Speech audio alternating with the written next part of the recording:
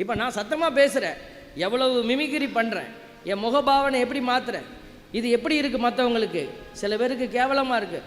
இந்த ஆள் என்ன இப்போ எல்லாத்தையும் பண்ணுறாரு அப்படின்னு சொல்லியிருக்காங்க, என்கிட்டே சொல்லுவாங்க, என்கிட்டே நான் அதெல்லாம் பின்வாங்கிறதில்ல.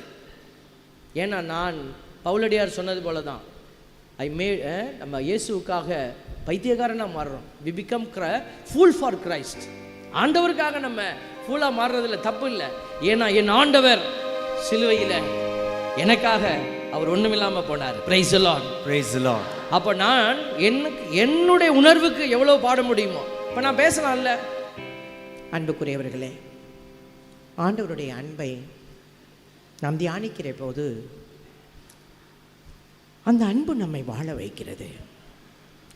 அந்த அன்பை குறித்து 5 காரியங்கள் சிந்திக்கப்படுகிறது. பாருங்க, வலிக்காமல் நானும் பேசலாம், ஆனால் ஆண்டவருக்கு அது பிடிக்காது. ஆண்டவர் எனக்கு கொடுத்திருக்கிற ஆற்றல், எனக்கு கொடுத்திருக்கிற நன்மைகளை நான் நினைத்து பார்க்கிற பொழுது என்னால் பேசாமல் இருக்க முடியாது. Praise the Lord, praise the Lord. Hallelujah, hallelujah.